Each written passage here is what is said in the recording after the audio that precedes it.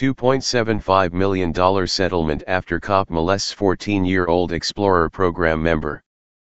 Police state daily, taxpayers in Irwindale, California are on the hook for $2.75 million after a lawsuit brought forth by a young woman molested by a police officer was settled on Thursday. Officer Daniel R. Camareno was initially charged with 6 felony counts for his sexual abuse of underage females following allegations he began a relationship with a then 14-year-old girl in May 2009 that lasted until December 2010. Identified only as Jane Doe, the girl attended the department's Youth Explorer program where Camareno was an advisor. The 8-year member of the force also admitted to sending sexually suggestive text messages to a 17-year-old female Explorer program member in November 2012. After the allegations came to light, Camareno was placed on leave and then resigned before deputies arrested him on June 11, 2014. He was charged with using a minor for sex acts, sending harmful matter, oral copulation of a person under 16, sexual penetration by a foreign object and 2 counts of contact with a minor for sexual offense. Unbelievably, Camareno faced only a maximum sentence of 5 years and 4 months prison for the 6 felony charges. More unbelievable still, he was offered a plea bargain, which he took at the end of 2014. The deal allowed Camareno to plead no contest to counts of using a minor for sex acts, oral copulation of a person under 16 and contact with a minor for sexual offense. He was sentenced to only 2 years and 8 months in state prison. Part of the deal stipulated that he register for life as a sex offender. Prior to Camareno's conviction, Jane Doe filed a lawsuit against the city of Irwindale and the police department. A settlement was reached before the trial began in 2015. It was signed last month and finally finalized on Thursday.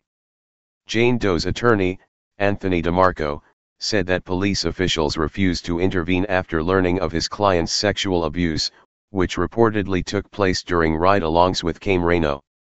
Following the officer's arrest, the department's Explorer program was ended. Evidence was uncovered that police department officials were aware of complaints that Camareno was sexually abusing the underage female Explorer, but did not stop his access to and, thus, continued abuse of the girl, DeMarco said. Investigators have also divulged that other girls have alleged abuse by Camareno, but no criminal cases have been filed in connection with the additional incidents.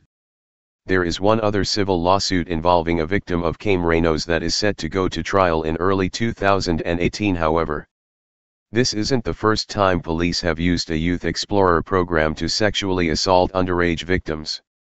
Just last week, a Jefferson County, Kentucky grand jury indicted one former and one current Louisville Metro police officer for the sexual assault of minors at that department's Youth Explorer program. A lawsuit brought forth on behalf of multiple alleged victims asserted that officers Brandon Wood and Kenneth Betts sodomized a male teen in homes, vehicles, and at other locations between 2011 and 2013. It also claimed that the duo recorded the sexual acts and that their department attempted to cover up the case. DeMarco said the abuse suffered by Jane Doe at the hands of Officer Camareno will continue to have effects on almost all aspects of her life going forward. He maintained that she is a resilient person that will accomplish great things in life. The abuse of my client occurred because of a culture of acceptance of sexual abuse and harassment of girls and women that was allowed to persist in the Irwindale Police Department, DeMarco said. She, like others, was forced to endure sexual abuse and harassment in silence or risk losing her dream of a career in law enforcement. Hey Charlotte County, this is Charlotte County Cop Watch, and I wanted to explain what fair use is. You can use pieces of news articles if you're doing it for news reporting, you have commentary, and you're doing it for education purposes. So that's what fair use is, as you can see right here. Another reason why I wanted to make this video is to let you know I have just joined with Patreon. A nice thing with Patreon, I make no money on YouTube. They took the money away years ago, and so this is another way to give, and it's a nice thing too because you can give monthly.